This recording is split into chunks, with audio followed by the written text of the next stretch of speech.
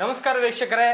ಲೋಕಸಭಾ ಚುನಾವಣೆ ಕರ್ನಾಟಕದಲ್ಲಿ ಮುಗಿದಿದೆ. ಯಾರು ಗೆಲ್ತಾರೆ ಯಾರು ಸೋಲ್ತಾರೆ ಅನ್ನೋ ವಿಶೇಷ ಕಾರ್ಯಕ್ರಮಕ್ಕೆ ಸ್ವಾಗತ. ನಾನು ಚಂದನ್. ನಮ್ಮ ಜೊತೆಲಿ ಇದ್ದಾರೆ ಕನ್ನಡ ಪ್ಲಾನೆಟ್ನ ಪ್ರಧಾನ ಸಂಪಾದಕರಾದ ದಿನೇಶ್ ಕುಮಾರ್ ದಿನ ಅವರು. ಸರ್ ನಮಸ್ತೆ.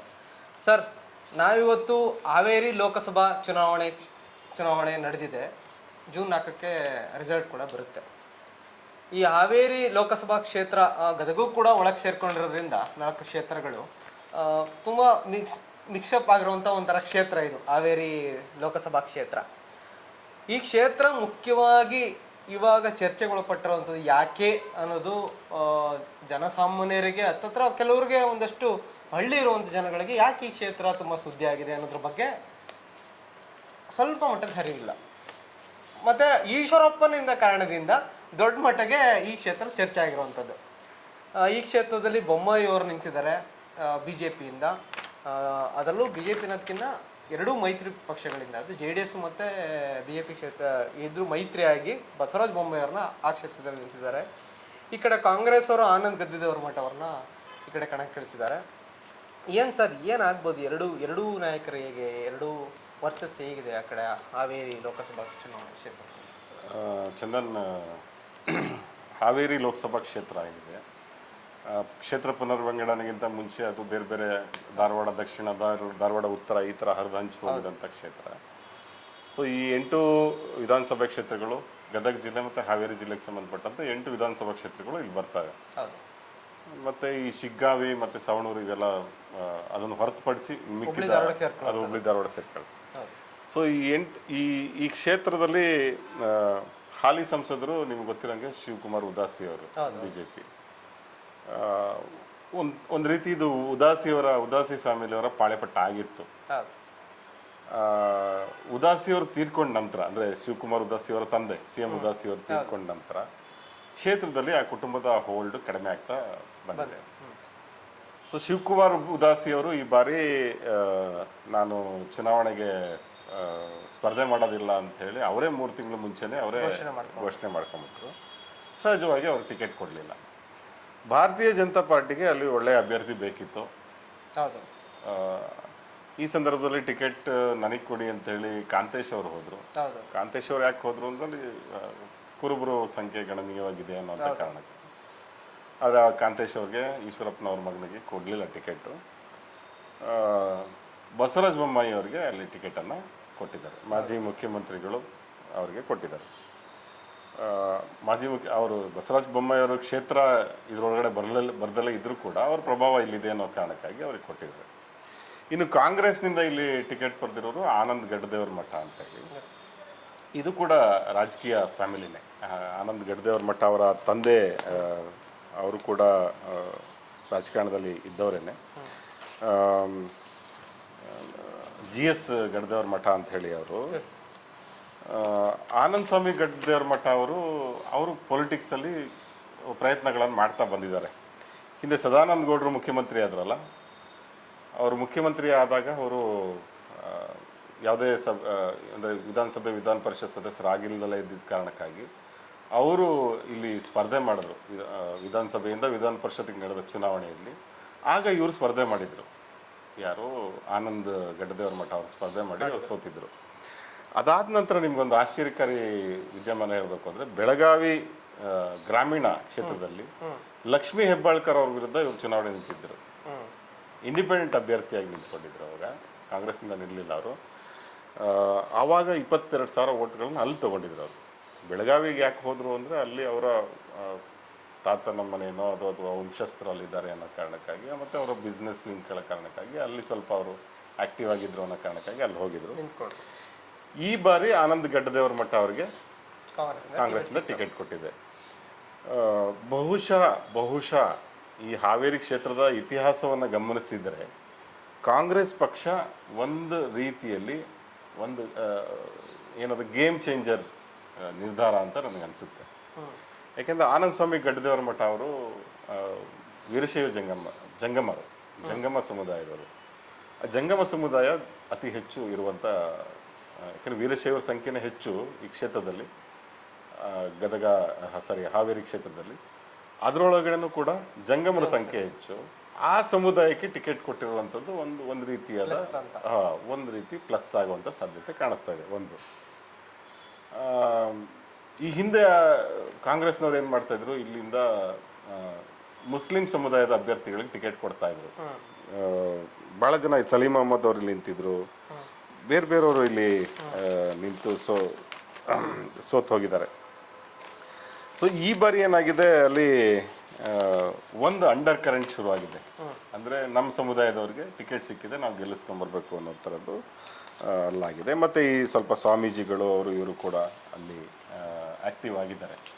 ಇದೆಲ್ಲ ಕಾರಣದಿಂದ ಆನಂದ್ ಸ್ವಾಮಿ ಗಡ್ದೇವ್ರ ಮಠ ಅವ್ರಿಗೆ ಒಂದು ರೀತಿಯಾದ ಅಲ್ಲಿ ಟಿಕೆಟ್ ಕೊಟ್ಟಿರೋದ್ರಿಂದ ಕಾಂಗ್ರೆಸ್ಸು ಸ್ಪರ್ಧೆಯಿಂದ ಭಾಳ ಕಠಿಣವಾದ ಸ್ಪರ್ಧೆಯನ್ನು ಬಿ ಜೆ ಪಿಗೆ ಕೊಡ್ತಾ ಇದೆ ಈ ಸಲ. ಒಂದು ಶಿವಕುಮಾರ್ ಉದಾಸಿ ಅವರು ಅಲ್ಲಿ ಏನು ಕೆಲಸ ಮಾಡಲಿಲ್ಲ, 3 ಸಲ ಸಂಸದರಾಗಿನೂ ಏನು ಸರಿಯಾಗಿ ಕೆಲಸ ಮಾಡಲಿಲ್ಲ ಅಂತ ಜನರಲ್ಲಿ ಒಂದು ರೀತಿಯಿಂದ ಆಡಳಿತ ವಿರೋಧಿ ಅಲೆ ಕೂಡ ಒಂದು. ಇನ್ನೊಂದು ಕಡೆ ಈ ಬಾರಿ ಅಲ್ಲಿ ವೀರಶೈವ ಜಂಗಮರಿಗೆ ಟಿಕೆಟ್ ಸಿಕ್ಕಿರೋಂಥದ್ದು, ಇದೆಲ್ಲ ಕೂಡ ಆನಂದ್ ಸ್ವಾಮಿ ಗಡ್ದೇವ್ರ ಮಠ ಅವರಿಗೆ ಸಹಾಯ ಆಗುವಂಥ ಸಾಧ್ಯತೆ ಇದೆ. ಬೊಮ್ಮಾಯಿ ಅವರಿಗೆ ಮತ್ತು ಅವ್ರ ವೈಯಕ್ತಿಕ ವರ್ಚಸ್ಸು ಮತ್ತು ಅವ್ರ ಮುಖ್ಯಮಂತ್ರಿ ಆಗಿದ್ದಂಥದ್ದು ಮತ್ತು ಸಹಜವಾಗಿ ಬೇರೆ ಎಲ್ಲ ಕ್ಷೇತ್ರಗಳಲ್ಲಿ ಅವ್ರು ಹೇಳ್ಕೊಳ್ಳುವಂಥ ಮೋದಿ ಅಲೆ, ಹಿಂದುತ್ವ ಅಲೆ, ಆ ಥರದ್ದು ಅವರಿಗೆ ಅದರ ವಿರುದ್ಧ ಗಡ್ದೇವ್ರ ಮಠ ಅವರು ಸ್ಪರ್ಧೆ ಮಾಡಬೇಕಾಗಿದೆ. ಎಸ್, ಅದ್ರ ವಿರುದ್ಧವಾಗಿ ಮಾಡ್ತಾರೆ ಅಂತ ಹೇಳ್ತಾ ಇದ್ರಿ. ಈ 2008ನಲ್ಲಿ ಇದು ಬಹುತೇಕ ರಚನೆ ಆಗೋದಂಥದ್ದು ಒಂದು ಕ್ಷೇತ್ರ ಇದು, ಹಾವೇರಿ ಕ್ಷೇತ್ರ. 2008ರಲ್ಲಿ ಅಲ್ಲಿಂದ ಸತತವಾಗಿ 4 ಎಲೆಕ್ಷನ್ನ ಇದು ನೋಡಿದೆ, ಲೋಕಸಭಾ ಎಲೆಕ್ಷನ್. ಎಲ್ಲದರಲ್ಲೂ ಬಿಜೆಪಿ ಪಾರಪತ್ತನೆ. ಯಾರೋ ಉದಾಸಿಯವರ ಒಂದು ಏನಿದೆ, ಅವ್ರ ಕೈ ಇದೆ ಇಲ್ಲಿ. ಬಹುತೇಕ ಬಿಜೆಪಿ ಹ್ಯಾಂಡ್ ಓವರ್ ಕೊಟ್ಬಿಟ್ಟಿರೋ ಅಂತ ಕ್ಷೇತ್ರ ಇದು, ನೀವೇ ನಿಮ್ದೇ ನೋಡ್ಕೊಳ್ರಪ್ಪ ಅದು ಅಂತ. ಅಲ್ಲಿಂದ ಇಲ್ಲಿವರೆಗೂ ಈ ಸಲ ಏನು ಒಂದು ಬದಲಾವಣೆ ಆಗುತ್ತೆ ಅಂದ್ರೆ, ಬಿಜೆಪಿ ಬಿಟ್ಟು ಕಾಂಗ್ರೆಸ್ನ ಕೈ ಹಿಡಿತಾರ ಅನ್ನೋದೇನಾದ್ರು ಸಿಚುವೇಶನ್ ಏನಾದ್ರು ಕಾಣ್ತಿದೆ, ಅಥವಾ ಬಿಜೆಪಿ ಕೈಗೆ ಹೋಗುತ್ತೆ? ಅದು ಬಸವರಾಜ ಬೊಮ್ಮಾಯಿಯವರ ವರ್ಚಸ್ಸು ಜೊತೆಗೆ ಪಕ್ಕದ ತಾಲೂಕವರು ಅಲ್ಲೇ ಹತ್ರ ಬರೋದು ಶಿಗ್ಗಾವಿ ಅವರು ಅಂತ ಏನಾದ್ರು ಇದೆಯಾ, ಅಥವಾ ಲೋಕಲ್ ಗದರ ಮಠ ನಾನು ಲೋಕಲ್ ಅಂತ ಏನಾದ್ರು ಅನ್ಕೊಂಡು ಈ ಥರದ್ದು ಏನಾದ್ರು ಚೇಂಜಸ್ ಏನಾದ್ರು ಕಾಣ್ತಿದ್ಯಾ? ಗಡ್ದೇವ್ರ ಮಠ ಶಿರಟ್ಟಿ ಅವರು ಅವ್ರ ಲೋಕಲ್ ಕ್ಯಾಂಡಿಡೇಟ್ ಅನ್ನೋದು ಒಂದು. ಎರಡನೇದು, ನಾನು ಈಗಾಗಲೇ ಹೇಳ್ದಂತೆ ಅಲ್ಲಿ ಮುಸ್ಲಿಂ ಸಮುದಾಯದವ್ರಿಗೆ ಕಾಂಗ್ರೆಸ್ನವ್ರು ಟಿಕೆಟ್ ಕೊಡ್ತಾ ಇದ್ರು. ಅಂದ್ರೆ ಸಲೀಂ ಅಹಮದ್, IG ಸನದಿ ನಿಂತಿದ್ರು, ಇಲ್ಲಿ ಮುಜಾಹಿದನ್ ಅವ್ರಿಗೆ ಟಿಕೆಟ್ ಕೊಡ್ತಾ ಇದ್ರು. ಸಾಂಪ್ರದಾಯಿಕವಾಗಿ ಗದಗನ ಅವ್ರಿಗೆ ರಿಸರ್ವ್ ಮಾಡಿ ಇಡ್ತಾ ಇದ್ರು.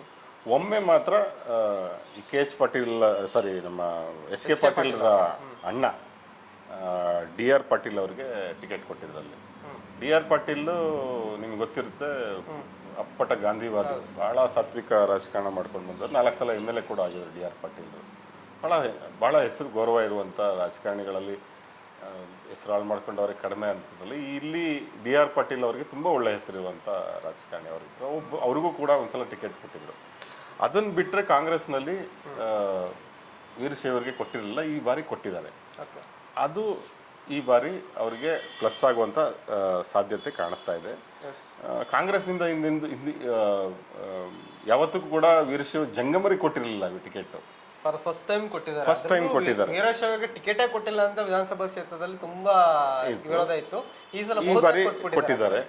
ಹಿಂದೆ ಎಲ್ಲ ಏನು ಅಂತಂದ್ರೆ, ಈ ದಿಂಗಾಲೇಶ್ವರ ಸ್ವಾಮೀಜಿ ಇವರೆಲ್ಲ ಏನ್ ಮಾಡ್ತಾ ಇದ್ರು, ಬಿಜೆಪಿಗೆ ವೋಟ್ ಹಾಕ್ಸ್ತಾ ಇದ್ರು. ಈ ಬಾರಿ ದಿಂಗಾಲೇಶ್ವರ ಸ್ವಾಮೀಜಿ ನಿಮಗೆ ಗೊತ್ತಿರೋಂತೆ ಬಿಜೆಪಿ ವಿರುದ್ಧ ಸಾರಿದ್ದಾರೆ. ಇದೆಲ್ಲಕ್ಕಿಂತ ಒಂದು ವಿಶೇಷವಾದ ಫ್ಯಾಕ್ಟರ್ ಇದೆ ಇಲ್ಲಿ.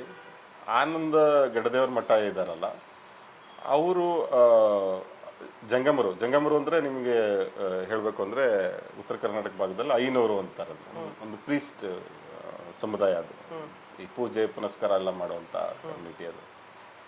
ಸೊ ಅವ್ರಿಗೆ ಈ ಪಂಚಪೀಠಗಳ ಬೆಂಬಲ ಕೂಡ ಇದೆ. ಈ ಜಂಗಮರಲ್ಲಿ 5 ಪೀಠಗಳು ಬರ್ತವೆ. ಅದರಲ್ಲಿ ಕೇದಾರ ಪೀಠ ಏನಿದೆಯಲ್ಲ, ಅವರ ಪೂರ್ವಾಶ್ರಮದ ಏನೋದು ಅವರ ಹತ್ತಿರದ ಸಂಬಂಧಿ ಕೂಡ ಇವರು ಆನಂದ ಗಡ್ದೇವ್ರ ಮಠ. ಅಷ್ಟೇ ಅಲ್ಲ, ಬಾಳೆಹೊನ್ನೂರು ಸ್ವಾಮೀಜಿ ಏನಿದ್ದಾರಲ್ಲ, ರಂಭಾಪುರಿ ಸ್ವಾಮೀಜಿ ಇದಲ್ಲ, ಅವ್ರಿಗೂ ಕೂಡ ಅವ್ರ ಸಂಬಂಧಿನೇ. ಸೊ ಅಲ್ಲಿಂದ ಕೂಡ ಒಂದು ಸೂಚನೆಗಳು ಹೋಗಿದೆ, ಈ ಬಾರಿ ಗೆಲ್ಲಿಸ್ಬೇಕು ಅಂತ ಹೇಳಿ. ಅದು ಕೂಡ ಅವ್ರಿಗೆ ಪ್ಲಸ್ ಆಗುವಂತ ಸಾಧ್ಯತೆ ಇದೆ. ಮತ್ತಿನ್ನೊಂದು ನಿಮ್ ಪ್ರಶ್ನೆ ಕೇಳಿದ್ರೆ, ಈಶ್ವರಪ್ಪ ಅವ್ರ ಮಗನ ಪ್ರಶ್ನೆ ಕೇಳಿದ್ರೆ, ಕಾಂತೇಶ್ ಆಗಿರ್ಬೋದು, BC ಪಾಟೀಲ್ ಆಗಿರ್ಬೋದು, ಅನಿಲ್ ಮೆಣಸಿನ್ಕಾಯಿ ಆಗಿರ್ಬೋದು, ಇವರೆಲ್ಲರೂ ಕೂಡ ಈ ಸಲ ನಂಗೆ ಟಿಕೆಟ್ ಬೇಕೇ ಬೇಕು. ಮತ್ತೆ ಕಳಸಪ್ಪ ಬಂಡಿ ಅವರು ಕೂಡ ನಂಗೆ ಈ ಸಲ ಬೇಕೇ ಬೇಕು ಟಿಕೆಟ್ ಅನ್ನೋ ನಿಂತಿದ್ರು. ಇಷ್ಟು ವಿರೋಧ ಮಧ್ಯೆ ತಗೊಂಬಂದು ಬಸವರಾಜ ಬೊಮ್ಮಾಯಿಯವ್ರನ್ನ ನಿಲ್ಸೋ ಮತ್ತೆ ಅಗ್ನಿ ಪರೀಕ್ಷೆ ಬಸವರಾಜ ಬೊಮ್ಮಾಯಿಯವ್ರಿಗೆ. ಅಲ್ಲಿ ಏನಂದ್ರೆ ಇವರೆಲ್ಲ ಟಿಕೆಟ್ ಕೇಳ್ತಾ ಇದಾರಲ್ಲ, ನೀವು ಹೇಳ್ದಂತ ಹೆಸರುಗಳೆಲ್ಲರೂ ಕೂಡ ಅವ್ರಿಗೇನೋ ವೈಯಕ್ತಿಕ ವರ್ಚಸ್ಸಿಂದ ಗೆಲ್ತೀನಿ ಅನ್ನೋಂಥದ್ದು ಇಲ್ಲ. ಭಾರತೀಯ ಜನತಾ ಪಾರ್ಟಿಲಿ ದೊಡ್ಡ ಸಮಸ್ಯೆ ಏನು ಅಂತಂದ್ರೆ, ಗೆದ್ದವರು ಕೂಡ ಮೂರ್ ಸಲ ಗೆದ್ದವ್ರಿಗೂ ಕೂಡ ಅಲ್ಲಿ ವೈಯಕ್ತಿಕ ವರ್ಚಸ್ಸು ಕ್ಷೇತ್ರದಲ್ಲಿ ಇಲ್ಲ. ಅವ್ರು ಗೆಲ್ತಾ ಇರೋದೆಲ್ಲ ಮೋದಿ ಹೆಸರು ಹೇಳ್ಕೊಂಡು, ಹಿಂದುತ್ವದ ಹೆಸರು ಹೇಳ್ಕೊಂಡು, ರಾಮ ಮಂದಿರ ಈ ಥರದ ವಿಷಯ, ಹಿಂದೂ ಮುಸ್ಲಿಂ ವಿಷಯಗಳನ್ನ ಇಟ್ಕೊಂಡು ಗೆದ್ಕೊಂಡು ಬಂದಿರೋದು. ಸೊ ಹಂಗಾಗಿ ಇದು ಒಂಥರ ಅವ್ರಿಗೆ ಟಿಕೆಟ್ ಸಿಕ್ಬಿಟ್ರೆ ಲಾಟ್ರಿ ಸಿಕ್ದಂಗೆ, ನಾವು ಗೆದ್ದು ಬಿಡ್ತೀವಿ ಅಂತ. ಮೋದಿ ಹೆಸರು ಹೇಳ್ಕೊಂಡು ಹಿಂದುತ್ವ ಹೋಗ್ಬಿಡೋಣ ಅಂತೇಳಿ ಗೆದ್ಕೊಂಡ್ ಬರ್ತಾರೆ. ಆದ್ರೆ ಈ ಬಾರಿ ಬೊಮ್ಮಾಯಿ ಅವ್ರಿಗೂ ಅಷ್ಟು ಸುಲಭ ಇಲ್ಲ. ಬೊಮ್ಮಾಯಿ ಅವರು ನೇರವಾಗಿ ಹಿಂದೂ ಮುಸ್ಲಿಂ ಮಾತುಗಳನ್ನು ಆಡೋಂಥ ರಾಜಕಾರಣಿ ಅಲ್ಲ, ಅವರು ಮಾಡ್ಕೊಂಡು ಬಂದಿಲ್ಲ. ಆದ್ರೆ ಕಾಂತೇಶ್ಗೆ ಏನಾದ್ರು ಟಿಕೆಟ್ ಕೊಟ್ಟಿದ್ರೆ ಇಲ್ಲಿ ಅವರು ಹಿಂದುತ್ವದ ಓಟ್ಗಳನ್ನ ಜಾಸ್ತಿ ಎನ್ಕ್ಯಾಶ್ ಮಾಡಕ್ ಸಾಧ್ಯ ಇತ್ತು. ಮತ್ತೆ ಕುರುಬ ಸಮುದಾಯ ಇದೆಯಲ್ಲ, ನೀವು 1 ಲಕ್ಷದ ಎಷ್ಟೋ ಸಾವಿರ ಏನಾಗಿದೆ, ಆ ಮತಗಳು 2,70,000 ಆ ಮತಗಳು ಕನ್ಸಾಲಿಡೇಟ್ ಮಾಡುವಂತ ಸಾಧ್ಯತೆ ಇತ್ತು ಅಂತ. ಸೊ ಹಾಗಾಗಿ ಒಂದೊಮ್ಮೆ ಕಾಂತೇಶ್ ಅವನೇನಾದ್ರು ಸ್ಪರ್ಧೆ ಮಾಡಿದ್ರೆ ಅಲ್ಲಿ ಬಹಳ ಪ್ರಬಲವಾದ ಸ್ಪರ್ಧೆ ಆಗ್ತಾ ಇತ್ತು ಅಂತ ಹೇಳಿ. ಕಾಂತೇಶ್ ಅವರು ಟಿಕೆಟ್ ಸಿಗ್ಲಿಲ್ಲ ಅನ್ನುವಂಥ ಸಿಟ್ಟಿಗಾಗಿ ಈ ಸಮುದಾಯದ ಮುಖಂಡರುಗಳನ್ನೆಲ್ಲ ಸಂಪರ್ಕ ಮಾಡಿ ಕ್ಷೇತ್ರದಲ್ಲಿ ಈ ಬಾರಿ ಬಿಜೆಪಿ ವೋಟ್ ಮಾಡಿಬಿಡಿ ಅಂತ ಹೇಳಿದ್ದಾರೆ ಏನಂತ ಮಾಹಿತಿ ಕೂಡ ಕೆಲವು ಪತ್ರಿಕೆಗಳಲ್ಲಿ ಬಂದಿದೆ ಅಲ್ಲಿ ಗದಗದಲ್ಲಿ.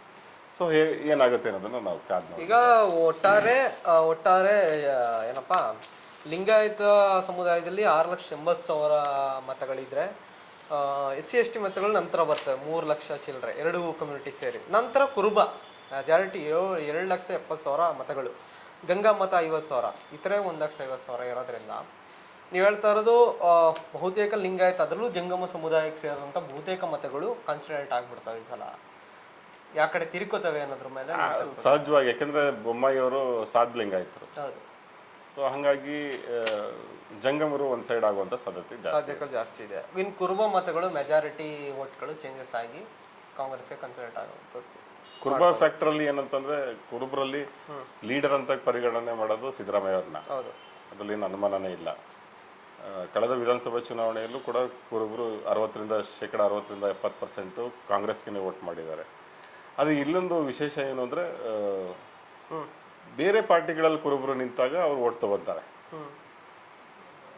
ಡಿವೈಡ್ ಆಗ್ಬಿಡ್ತಾರೆ ವೋಟ್. ಆ ವೋಟ್ ಡಿವೈಡ್ ಆಗುತ್ತೆ, ಅಥವಾ ಅವರೇ ತಗೊಂತಾರೆ, ಹೆಚ್ಚು ಸಂಖ್ಯೆ ತಗೋತಾರೆ.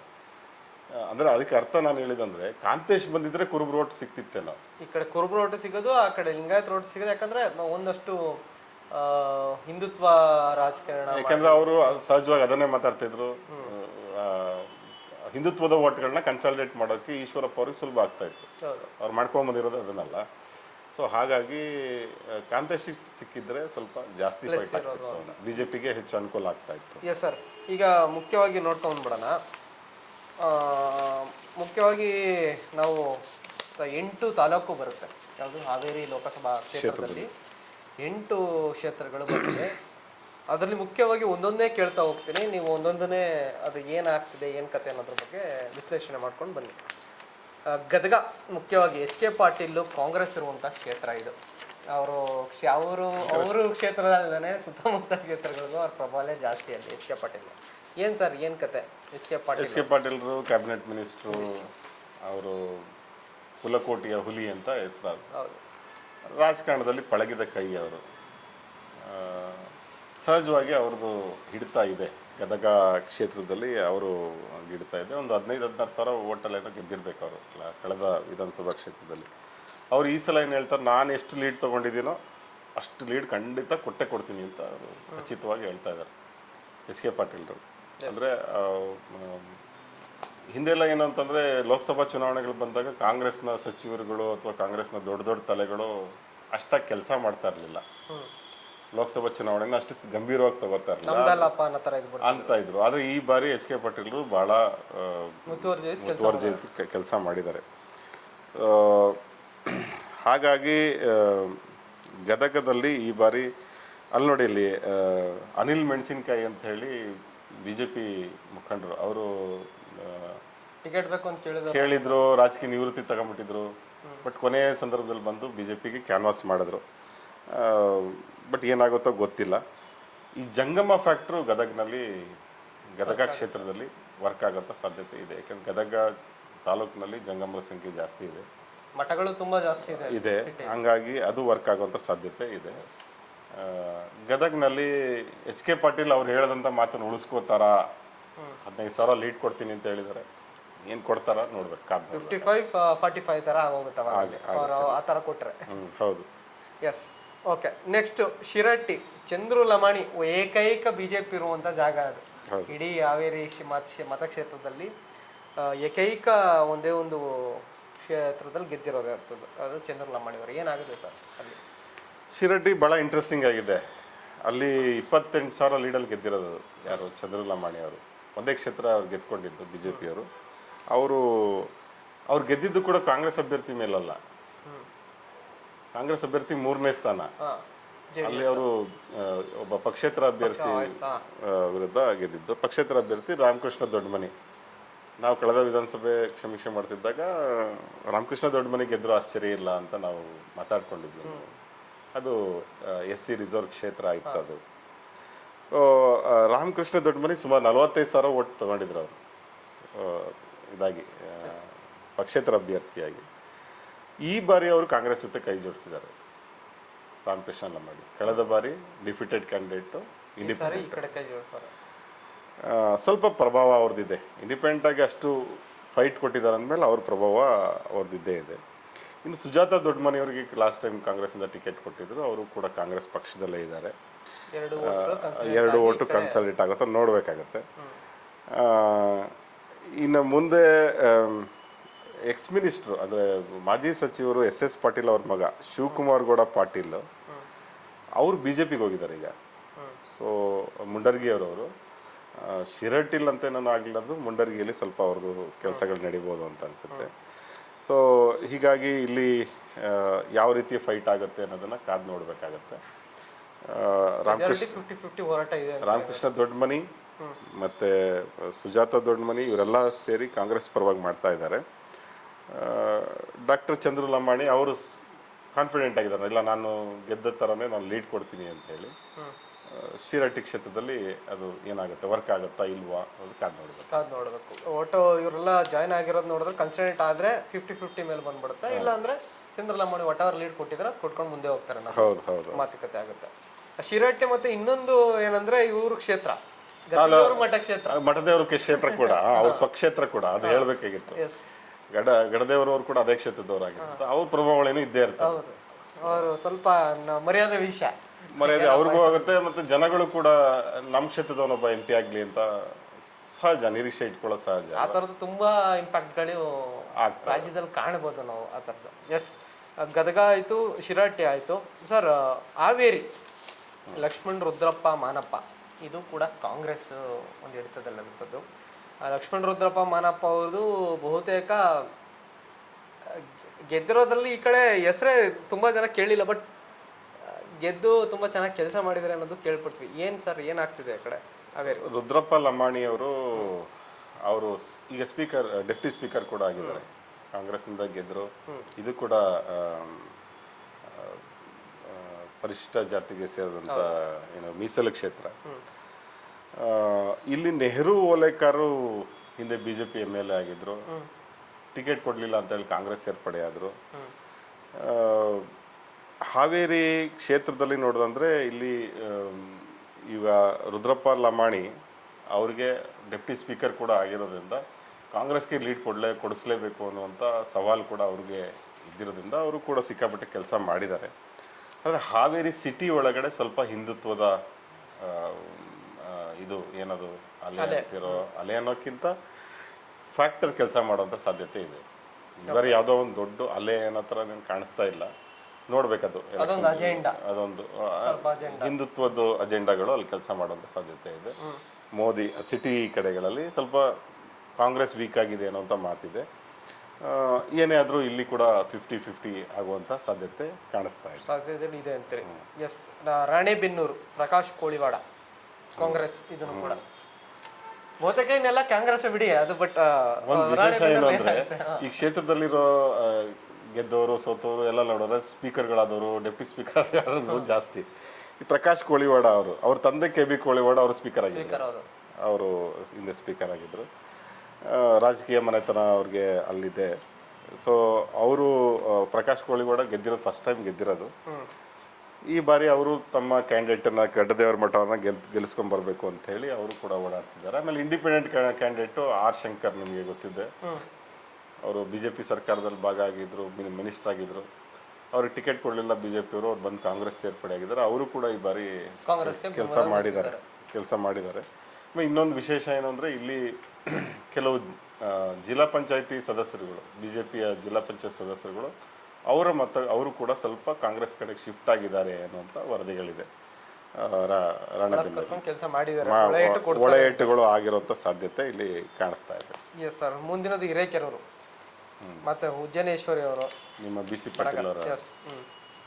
ಹಿರೇಕೆರೂರು ಏನಾಗ್ಬೋದು? BC ಪಾಟೀಲ್ ಅವ್ರ ವಿರೋಧಿ ಕೂಡ ಅಲ್ಲೈತೆ. ಈ ಸಲ ನನಗೆ ಟಿಕೆಟ್ ಕೊಡಲಿಲ್ಲ, ಬೊಮ್ಮಾಯಿಯವರು ಶಾಸಕರಾಗಿದ್ರು ಟಿಕೆಟ್ ಕೊಟ್ಟವ್ರೆ, ನನ್ನ ಯಾಕೆ ಹಿಂಗೆ ಕಡೆ ಗಣಿಸ್ತವ್ರೆ ಅಂತ. ಅಲ್ಲ, ಟಿಕೆಟ್ ಕೊಟ್ಟಿಲ್ಲ ಅಂದರೆ ನಿನ್ನ ಕ್ಷೇತ್ರದಲ್ಲಿ ನೀನು ಗೆದ್ದಿಲ್ಲ, ನೀನು ಲೋಕಸಭೆಯಲ್ಲಿ ಗೆಲ್ತೀಯ ಅಂತ ಅವ್ರು ವಾಪಸ್ ಕೇಳ್ಬೋದಲ್ಲ. ಅಲ್ಲ, ಪದೇ ಪದೇ ಅವ್ರು ಹೇಳಿದ್ದಾರೆ, ಏನೋ ನಮ್ಮಿಂದ ನೀವು ಸರ್ಕಾರ ರಚನೆ ಮಾಡಿದ್ರಿ, ನಮ್ಮಿಂದ ನಾವು ತ್ಯಾಗದಿಂದ ನೀವು ಸರ್ಕಾರ. ಸರಿಯಪ್ಪ, ವಿಧಾನಸಭೆ ಚುನಾವಣೆಯಲ್ಲಿ ನೀವು ಗೆಲ್ಬೇಕಿತ್ತಲ್ಲ, ನೀವು ಅಲ್ಲೇ ಸೋತಿದ್ದೀರಾ. ಲೋಕಸಭೆಯಲ್ಲಿ ಕೊಟ್ಟರು ಸೋಲಲ್ಲ ಅಂತ ಏನು ಗ್ಯಾರಂಟಿ? ಆ ಥರನೂ ಅವ್ರಿಗೆ ಹೇಳ್ಬೋದು. ಇಲ್ಲೇನಾಗಿದೆ, ಆ ಅಸಮಾಧಾನ ಇದೆಯಲ್ಲ, BC ಪಾಟೀಲ್ಗಿರೋ ಅಸಮಾಧಾನ, ನೀವು ಹೇಳ್ದಂಗೆ ಟಿಕೆಟ್ ಕೊಡಲಿಲ್ಲ ಅಂತ, ಅವ್ರು ಸ್ವಲ್ಪ ಸೈಲೆಂಟ್ ಆಗಿದ್ದಾರೆ ಅಂತ. ಅಂದರೆ ಯಾವುದೋ ಸಮಾವೇಶ ಅಲ್ಲಿ ಇಲ್ಲಿ ಬಂದು ಕಾಣಿಸ್ಕೊಂಡಿರ್ತಾರೆ, ಆದ್ರೆ ಕೆಲಸ ಹೆಂಗೆ ಮಾಡಬೇಕು ಆ ಥರ ಪಕ್ಷದ ಅಭ್ಯರ್ಥಿ ಪರವಾಗಿ ಆ ಥರ ಮಾಡಿಲ್ಲ ಅನ್ನುವಂಥ ವರದಿ ಬರ್ತಾ ಇದೆ. ಇನ್ನು ಇಲ್ಲಿ UB ಬಣಕಾರ್ ಅವರು ಇಲ್ಲಿ ಕಾಂಗ್ರೆಸ್ MLA, ಮತ್ತು ಅವ್ರ ತಂದೆ MB ಬಣಕಾರ್ ಅವರು ಸ್ಪೀಕರ್ ಆಗಿದ್ದಾರೆ. ಮತ್ತೆ ನೋಡಿ, ಎಲ್ಲ ಸ್ಪೀಕರ್ಗಳು ಭಾಳ ಜನ ಸಿಗ್ತಾರೆ ಇಲ್ಲಿ. ಅದು ಹಿರೇಕೆರೂರಲ್ಲಿ ಏನು ಅಂದರೆ ಸ್ವಲ್ಪ ಇಲ್ಲಿ ಸಾದ್ರ ಲಿಂಗಾಯತರು ಜಾಸ್ತಿ ಇದ್ದಾರೆ. ಈ ಸಾದ್ ಲಿಂಗಾಯತರು, ಬೊಮ್ಮಾಯಿಯವರು ಕೂಡ ಸಾದ್ ಲಿಂಗಾಯತರಾಗಿರೋದ್ರಿಂದ ಅವರಿಗೆ ಸ್ವಲ್ಪ ಸಹಾಯ ಆಗುವಂಥ ಸಾಧ್ಯತೆ ಕಾಣುತ್ತೆ. ಇದಿಷ್ಟು ಹಿರೇಕೆರೂರು ಸಂಬಂಧಪಟ್ಟಂತೆ. ಅದೇ BC ಪಾಟೀಲ್ ಅವರು ಸ್ವಲ್ಪ ಅಗ್ರೆಸಿವ್ ಆಗಿ ಕೆಲಸ ಮಾಡಿದ್ರೆ ಇಲ್ಲಿ ಸ್ವಲ್ಪ ಲೀಡ್ ಕೊಡುವಂಥ ಸಾಧ್ಯತೆ ಇತ್ತು. ಒಳ ಇಟ್ಟು ಇಲ್ಲಿ ಕಾಣಿಸ್ತಾ ಇದೆ. ನೆಕ್ಸ್ಟು ಬಂದರೆ ನಾವು ರೋಣ, ಗುರುಪಾದ ಗೌಡ, ಸಂಗಣ್ಣಗೌಡ ಪಾಟೀಲ್, ಕಾಂಗ್ರೆಸ್ ಅವರು. ಇಲ್ಲೂ ಕಾಂಗ್ರೆಸ್ ವಿನ್ ಆಗಿದೆ. ರೋಣ ಇದೊಂಥರ ದೊಡ್ಡ ಮಟ್ಟ ಹೆಸರು, ಫಿಲಂ ಕೂಡ ಬಂತು. ಶಾರ್ಟ್ ಮಾಡಿ GS ಪಾಟೀಲ್ ಅಂತ ಕರೀತಾರೆ. ಖನಿಜ ನಿಗಮದ ಅಧ್ಯಕ್ಷರು ಕೂಡ ಇಲ್ಲಿದ್ದಾರೆ MLA ಅವರು. ಇಲ್ಲಿ ಕಳಕಪ್ಪ ಬಂಡಿ ಅವರು ಟಿಕೆಟ್ ಕೇಳ್ತಾ ಇದ್ರು, BJPಯಿಂದ ಟಿಕೆಟ್ ಕೇಳ್ತಾರೆ, ಅವರು ಕೊಟ್ಟಿಲ್ಲ. ಲಾಸ್ಟ್ ಟೈಮ್ ಅವರು ಕೂಡ ಡಿಫಿಟೆಡ್ ಕ್ಯಾಂಡಿಡೇಟ್ ಏನೋ. ಅವ್ರಿಗೂ ಅದೇ ಸೇಮ್ BC ಪಾಟೀಲ್ ಅವ್ರಿಗೆ ಆದಂಗೆ ಇವರು ಕಳಕಪ್ಪ ಬಂಡಿಯವ್ರಿಗೂ ನಂಗೆ ಟಿಕೆಟ್ ಕೊಟ್ಟಿಲ್ಲ ಅಂತ ಸಿಟ್ಟಲ್ಲೇ ಅವ್ರು ಜಾಸ್ತಿ ಕೆಲಸ ಮಾಡಿಲ್ಲ, ಅಗ್ರೆಸಿವ್ ಆಗಿ ಕೆಲಸ ಮಾಡಿಲ್ಲ ಅಂತ ಒಂದು. ಮತ್ತು ಇನ್ನೊಂದು ಏನಂದ್ರೆ ಬೊಮ್ಮಾಯಿ ಅವ್ರ ಬಗ್ಗೆ ಸ್ವಲ್ಪ ಅವ್ರಿಗೂ ಬರಲ್ಲ ಅಂತ, ತುಂಬ ಒಳ್ಳೆಯ ಸಂಬಂಧ ಏನಿಲ್ಲ ಅಂತ. ಸೊ ಹಂಗಾಗಿ ಕಳಕಪ್ಪ ಬಂಡಿ ಅಷ್ಟೇ ಕೆಲಸ ಮಾಡ್ದಂಗೆ ಕಾಣಲ್ಲ.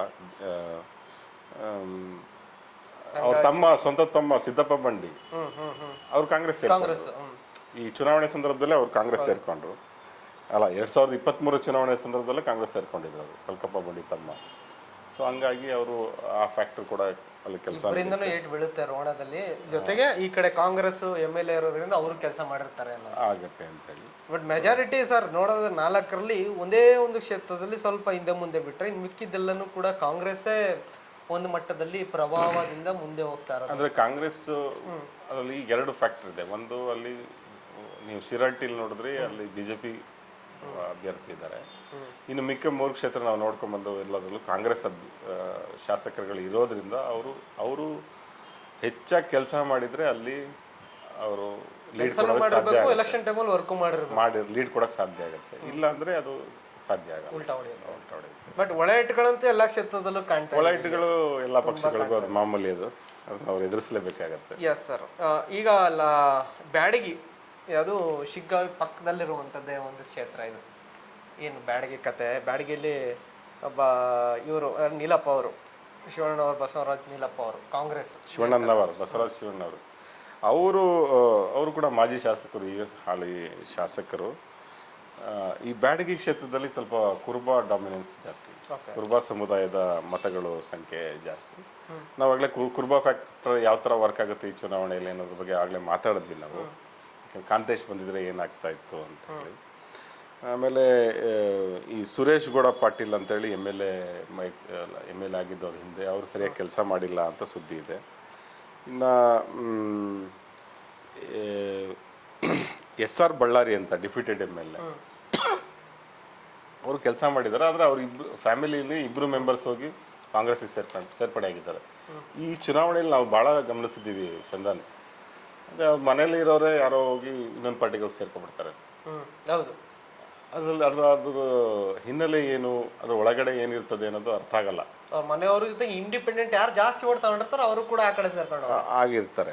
ಸೊ ಹಾಗಾಗಿ ಅದೇನು ಅದ್ರೊಳಗಡೆ ಏನು ರಾಜಕಾರಣ ಇದೆ ಅನ್ನೋದನ್ನ ನಾವು ನೋಡ್ಬೇಕಾಗತ್ತೆ. ಇದು ಎಷ್ಟರ ಮಟ್ಟಕ್ಕೆ ಪೆಟ್ಟು ಕೊಡ್ತದೆ ಅಥವಾ ಇವ್ರು ಪಾಸಿಟಿವ್ ಆಗ್ಬಿಡುತ್ತೋ ಏನು ಕತೆ ಅನ್ನೋದು. ಬ್ಯಾಡಗಿಲಿ ಕುರುಬ ಮತದಾರರು ಏನು ತೀರ್ಮಾನ ಮಾಡಿದ್ದಾರೆ ಅನ್ನೋದು ಬಹಳ ಮುಖ್ಯ ಆಗುತ್ತೆ, ಯಾಕಂದ್ರೆ ಅವ್ರದ್ದು ಸಂಖ್ಯೆ ಜಾಸ್ತಿ ಇರೋದ್ರಿಂದ. ಎಸ್ ಸರ್, ಅವ್ರದ್ದು ಮೆಜಾರಿಟಿ, ಅವ್ರ ಭಾಗ ವಹಿಸ್ತಾರೆ ಈ ಕ್ಷೇತ್ರದಲ್ಲಿ ಬ್ಯಾಡಗಿಯಲ್ಲಿ. ಎಸ್, ಲಾಸ್ಟ್ ಹಾನಗಲ್ ಶ್ರೀನಿವಾಸ್ ಮಾನೆಯವ್ರ ಬಗ್ಗೆ. ಮಾನೆಯವರು ಮರಾಠ ಸಮುದಾಯದಿಂದ ಬಂದವರು. ನಿಮ್ಗೆ ಆಶ್ಚರ್ಯ ಆಗುತ್ತೆ, ಹಾನಗಲ್ಲಲ್ಲಿ ಆ ಸಮುದಾಯದ ಮತಗಳ ಸಂಖ್ಯೆ ಕಡಿಮೆನೆ, ಆದ್ರೂ ಅವರಲ್ಲಿ ಗೆದ್ದು ಬಂದಿದ್ದಾರೆ. ಅಂದ್ರೆ ಅವರು ಒಂದು ವರ್ಚಸ್ಸು ಇಟ್ಕೊಂಡು ಅಥವಾ ಪಾರ್ಟಿಯಿಂದ ಅವರು ಇದಾಗಿ ಬಂದರು. ಇದು ಕೂಡ CM ಉದಾಸಿ ಅವ್ರ ಕ್ಷೇತ್ರ. ಇದು ಉದಾಸಿ ಅವರ ಸ್ವಕ್ಷೇತ್ರ. ಅದು CM ಉದಾಸಿ ಅವರು ತೀರ್ಕೊಂಡ ನಂತರ ಒಂದು ಉಪಚುನಾವಣೆ ನಡೀತು. ಆ ಉಪಚುನಾವಣೆಯಲ್ಲಿ ಶ್ರೀನಿವಾಸ್ ಮಾನೆ ಚುನಾವಣೆಯಲ್ಲಿ ನಿಂತು ಸ್ಪರ್ಧೆ ಮಾಡಿ ಗೆಲ್ತಾರೆ. ಗೆದ್ದ ನಂತರ ಮತ್ತೆ 23ನೇ ಎಲೆಕ್ಷನ್ ಬಂತು. 23ರಲ್ಲೂ ಅವರು ಎರಡನೇ ಬಾರಿ MLA ಆಯ್ಕೆ ಆಗಿದ್ದಾರೆ. ಸೊ ಇಲ್ಲಿ ಏನಂದ್ರೆ ತುಂಬ ಆಡಳಿತ ವಿರೋಧಿ ಅಲ್ಲೇ, ಅಂದರೆ ಶಿವಕುಮಾರ್ ಉದಾಸಿ ಅವರು ಸರಿಯಾಗಿ ಏನೋ ಕೆಲಸ ಮಾಡಲಿಲ್ಲ ಸಂಸದರಾಗಿ. ಅವ್ರ ಕ್ಷೇತ್ರದಲ್ಲೇ ಸಿಕ್ಕಾಪಟ್ಟೆ ವಿರೋಧ ಇದೆ. ಏನು ಅದಕ್ಕಾಗಿ ಅವರು ಈ ಸಲ ನಾನು ಸ್ಪರ್ಧೆನೇ ಮಾಡಲ್ಲ ಅಂತಂದ್ರು. ಆಮೇಲೆ ಪ್ರಚಾರದಲ್ಲೂ ಜಾಸ್ತಿ ಕಾಣಿಸ್ಕೊಳ್ಳಿಲ್ಲ. ನಾಮಿನೇಷನ್ ಮಾಡಕ್ಕೆ ಬಂದಿದ್ದು ಬಿಟ್ಟರೆ, ಅವಾಗ ಬಂದುಬಿಟ್ರೆ ಉದಾಸಿ ಅವರು, ಶಿವಕುಮಾರ್ ಉದಾಸಿ, ನಂತರ ಅವ್ರು ಕಾಣಿಸ್ಕೊಳ್ಳಿಲ್ಲ. ಇನ್ನು ಅಲ್ಲಿ ಸ್ವಲ್ಪ ಗಾಣಿಗರು ಓಟ್ಗಳಿದೆ. ಅದು ಶಿವರಾಜ್ ಸಜ್ಜನ್ BJP ex-MLA ಅಲ್ಲ, ಅವರು ಡಿಫಿಟೆಡ್ ಕ್ಯಾಂಡಿಡೇಟ್, ಅವರು ಸ್ವಲ್ಪ ಕೆಲಸ ಮಾಡಿದ್ದಾರೆ. ಇನ್ನು ಮನೋಹರ್ ತಹಸೀಲ್ದಾರ್ ಅವರು ಒಂದು ಸ್ವಲ್ಪ ಅಲ್ಲಿ ಅವ್ರದಂಥ ಪ್ರಭಾವ ಏನಿಲ್ಲ. JDS ಇಂದ ಹಿಂದೆ ಸ್ಪರ್ಧೆ ಮಾಡಿದ್ರು, ಒಂದು 5,000 ಓಟನ್ನ ತಗೊಂಡಿದ್ರು. ಅವರು ಕೂಡ ಡೆಪ್ಟಿ ಸ್ಪೀಕರ್ ಆಗಿದ್ರು, ಮನೋಹರ್ ತಹಸೀಲ್ದಾರ್. ಹಾನಗಲ್ಲಲ್ಲಿ ಈ ಬಾರಿ ಜನ ಯಾರು ಕೈ ಹಿಡಿತಾರೆ ಅನ್ನೋದನ್ನ ನಾವು ನೋಡಬೇಕು. ಈಗ ಒಟ್ಟು ಮತದಾರರು 17 ಲಕ್ಷ ಚಿಲ್ಲರೆ ಇದೆ ಸರ್ ಇಲ್ಲಿ. ಅದ್ರ ಪುರುಷರು 8,35,000 ಇದ್ರೆ, ಮಹಿಳೆಯರು 8,72,000 ಅವ್ರೆ. ಅಂದ್ರೆ ಇಲ್ಲೂ ಕೂಡ ಮಹಿಳೆಯರ ಪ್ರಾಬಲ್ಯ ಜಾಸ್ತಿ ಇದೆ. ಮಹಿಳೆಯರ ಓಟು ಕನ್ಸಿಡರೇಟ್ ಯಾರಿಗೆ ಆಗ್ತಾ ಅವರೇ. ಮಹಿಳೆಯರ ಓಟು ಅಂದ ತಕ್ಷಣ ನಾವು ಈ ಸಲ ಈ ಗ್ಯಾರಂಟಿಗಳ ಬಗ್ಗೆ, ಅದೇ ಗ್ಯಾರಂಟಿ ಯೋಜನೆಗಳು ಎಷ್ಟು ಮಟ್ಟಿಗೆ ಆಗತ್ತೆ ಅಂತ ಬಹಳ ಸೈಲೆಂಟ್ ಆಗಿದ್ದಾರೆ ಮಹಿಳೆಯರು. ಏನ್ ಮಾಡಿದ್ದಾರೆ ಅಂತ ಗೊತ್ತಿಲ್ಲ. ಈ ಬರೀ ಗದಗ ಹಾವೇರಿ ಕ್ಷೇತ್ರದ ಅಷ್ಟೇ ಅಂತಲ್ಲ, ಎಲ್ಲ ಕಡೆನೂ ಸೈಲೆಂಟ್ ಆಗಿ ವೋಟ್ ಮಾಡಿದ್ದಾರೆ. ಏನ್ ಮಾಡಿದ್ದಾರೆ ಅಂತ ಗೊತ್ತಿಲ್ಲ. ಆ ಥರದ್ದೇನಾದ್ರು ವರ್ಕೌಟ್ ಆಗಿರೋ ದೊಡ್ಡ ಮಟ್ಟಿಗೆ ಇಂಪ್ಯಾಕ್ಟ್ ಆಗುತ್ತೆ. ನಾವು ಅದನ್ನ ಗ್ಯಾರಂಟಿ ಅಲೆ ಅಂತಾನೆ ಕರಿಬೇಕಾಗುತ್ತೆ. ಗ್ಯಾರಂಟಿ ಅಲೆ ಅಂತಾನೆ ಕರಿಬೇಕು. ದೊಡ್ಡ ಮಟ್ಟಿಗೆ ಲಕ್ಷ ಲೀಡ್ಗಳಲ್ಲಿ ಲೀಡ್ ಕೊಡ್ತಾರೆ. ಆ ತರ ಆದ್ರೆ ಕನ್ಸಲ್ಟೇಷನ್ ಆ ಥರದ್ದು ಏನಾದ್ರು ಆಗಿದ್ಯಾ ಅಂತ ನಾವು ನೋಡೋದು. ದೊಡ್ಡ ಮಟ್ಟಕ್ಕೆ ಕಾಂಗ್ರೆಸ್ಗೆ ಲಕ್ಷ ಲೀಡುಗಳು ಮಟ್ಟದಲ್ಲಿ ಮುಂದೆ ಹೋಗುತ್ತೆ. ಇನ್ಕ್ಲೂಡಿಂಗ್ ಲಾಸ್ಟ್ ಟೈಮ್ ಹಾಸನ ಮಾತಾಡಿದ್ವಿ, ಅಲ್ಲೂ ಕೂಡ ಮೆಜಾರಿಟಿ ಮಹಿಳೆಯರು ಇರೋದ್ರಿಂದ ಏನಾದರೂ ಓಟ್ ಏನೋ ಕನ್ಸಿಡರೇಟ್ ಆದರೆ ಹಾಸನದಲ್ಲಿ ದೊಡ್ಡ ಮಟ್ಟದ ಬದಲಾವಣೆ ಆಗ್ಬಿಡುತ್ತೆ. ಕೂಡ ಅದೊಂದು ಹೇಳ್ಬೇಕಿತ್ತು. ಎಸ್ ಸರ್, ಇದಿಷ್ಟು ಮೆಜಾರಿಟಿ ಎರಡೂ ಕ್ಷೇತ್ರಗಳು. ಸಾರಿ, ಈಗ ಒಂದು ಅದು ಹಾವೇರಿ ಲೋಕಸಭಾ ಕ್ಷೇತ್ರ ಏನಿದೆ, ಮೆಜಾರಿಟಿ ಯಾರು ಗೆಲುವಿನ ಹಂತರ ತಲುಪೋದು ಅಂತ ನಿಮ್ಮ ಪ್ರಕಾರ ನೋಡೋದಾದ್ರೆ? ಅದು ಇದರಲ್ಲಿ ಒಂದು ಎರಡೂ ಕಡೆಯಿಂದ ಸಖತ್ತು ಸ್ಪರ್ಧೆ ನಡೆದಿದೆ. ಬಸವರಾಜ ಬೊಮ್ಮಾಯಿ ಏನು ಸಣ್ಣ ಕ್ಯಾಂಡಿಡೇಟ್ ಏನಲ್ಲ, ವೀಕ್ ಕ್ಯಾಂಡಿಡೇಟ್ ಏನಲ್ಲ, ಅಲ್ಲೂ ಪ್ರಬಲ ಅಭ್ಯರ್ಥಿ. ಬಟ್ ಬಸವರಾಜ ಬೊಮ್ಮಾಯಿ ಅವ್ರ ಬಗ್ಗೆ ಕೆಲವು ಭಾಗಗಳಲ್ಲಿ, ಕೆಲವು ಪಾಕೆಟ್ಸಲ್ಲಿ ಅಸಮಾಧಾನ ಕೂಡ ಇದೆ. ಅವರು ಮುಖ್ಯಮಂತ್ರಿ ಆಗಿದ್ದಾಗ ಸರಿಯಾಗಿ ಅನುದಾನ ಕೊಡಲಿಲ್ಲ, ಯಾವುದೋ ಯೋಜನೆಗಳು ತರಲಿಲ್ಲ, ಈ ಥರದ ಅಸಮಾಧಾನ ಕೂಡ ಬಹಿರಂಗವಾಗಿ ಕಾಣಿಸ್ಕೊಂಡಿದ್ದೆ. ಅವ್ರು ಲಕ್ಷ್ಮೇಶ್ವರದಲ್ಲಿ ಸಭೆ ಮಾಡೋಕೆ ಹೋದಾಗ ಅಲ್ಲಿ ವಿರೋಧ ಬಂತು. ಬೇರೆ ಬೇರೆ ಕಡೆ ಸಭೆ ಮಾಡೋಕೆ ಹೋದಾಗ ನಾವೆಲ್ಲ ಅದನ್ನ ಕವರೇಜ್ ಮಾಡಿದ್ವಿ. ವಿರೋಧ ಅಲ್ಲಿನ BJP ಮುಖಂಡರುಗಳೇ ವಿರೋಧ ಮಾಡಿದ್ದು ಉಂಟು. ಹೌದು. ಆದರೂ ಕೂಡ ಬೊಮ್ಮಾಯಿ ಅವರು ಅಲ್ಲಿ ಒಂದು ಸಮರ್ಥ ಅಭ್ಯರ್ಥಿನೇ. ಸಾಧುಲಿಂಗಾಯತರು ಅವರು ಸ್ಪರ್ಧೆಯಲ್ಲಿದ್ದಾರೆ. ಬೊಮ್ಮಾಯಿ ಅವ್ರನ್ನ ಗೆಲುವಿನ ದಡ ದಾಟಿಸ್ಬೇಕಾಗಿರೋದು ಹಿಂದುತ್ವ ಮತ್ತೆ ಮೋದಿ ಅಷ್ಟೇ. ಅವೆರಡು ಏನಾದ್ರು ಕೈ ಹಿಡಿದ್ರೆ ಅವ್ರು ಗೆಲ್ತಾರೆ. ಸಮುದಾಯವಾರು ನೋಡೋದಾದ್ರೆ ಈ ಕಡೆ ಗದ್ದೆದೇವರ ಮಠ ಕೈ ಹಿಡಿದು ಬಿಡ್ತಾರೆ. ಮಿಕ್ಕ ಎಲ್ಲ ಫ್ಯಾಕ್ಟರ್ಗಳು ಕೂಡ ಗಡ್ಡದೇವರ ಮಠ ಅವ್ರಿಗೆ ಅನುಕೂಲಕರವಾಗಿದೆ. ಸೊ ಹಿಂದುತ್ವ ಮೋದಿ ಫ್ಯಾಕ್ಟರ್, ಹಿಂದುತ್ವ ಮೋದಿ ರಾಮ ಮಂದಿರ ಇನ್ನೊಂದು ಏನಾದ್ರು ಇವ್ರು ಮುಸ್ಲಿಂ ಹಿಂದೂ ಏನೇನು ಅಜೆಂಡಾಗಳಿದಾವಲ್ಲ ಅವುಗಳೇನಾದ್ರು ಅವ್ರಿಗೆ ಹೆಲ್ಪ್ ಮಾಡಿದ್ರೆ ಬಸವರಾಜ ಬೊಮ್ಮಾಯಿ ಗೆಲ್ಲಬೇಕಾಗತ್ತೆ. ಅದರ್ವೈಸ್ ಇಲ್ಲಿ ಗಡ್ಡದೇವರ ಮಠ ಅವರ ಗೆಲುವು ನಿಶ್ಚಿತ ಅಂತಾನೆ ಹೇಳ್ಬೇಕಾಗುತ್ತೆ. Yes sir. ಬಹುತೇಕ ಹಾವೇರಿ ಲೋಕಸಭಾ ಕ್ಷೇತ್ರದಲ್ಲಿ ಬೊಮ್ಮಾಯಿಯವರು ದೊಡ್ಡ ಮಟ್ಟದ ಪ್ರತಿಸ್ಪರ್ಧಿ ಆಗಿದ್ರು ಕೂಡ ಆನಂದ್ ಗಡ್ಡದೇವರ ಮಠ ಇಲ್ಲಿ ಒಂದು ಹೆಜ್ಜೆ ಮುಂದಿದ್ದಾರೆ ಅನ್ನೋದು ಓವರಾಲ್ ಒಂದು ವಿಮರ್ಶೆಯ ಒಂದು ಮಾತಾಗಿರ್ತದೆ. ಎಸ್ ಸರ್, ಇದಿಷ್ಟು ನೋಡೋದಲ್ಲ ವೀಕ್ಷಕರೇ, ಇದಿಷ್ಟು ಹಾವೇರಿ ಲೋಕಸಭಾ ಕ್ಷೇತ್ರದ ಒಂದಷ್ಟು ವಿಶ್ಲೇಷಣೆ ಆಗಿತ್ತು. ಮತ್ತೊಂದು ಲೋಕಸಭಾ ಕ್ಷೇತ್ರದ ವಿಶ್ಲೇಷಣೆಯೊಂದಿಗೆ ನಿಮ್ಮ ಮುಂದೆ ಬರ್ತೀವಿ. ಸದಾ ನೋಡ್ತೀರಿ ಕನ್ನಡ ಪ್ಲಾನೆಟ್. ಧನ್ಯವಾದಗಳು.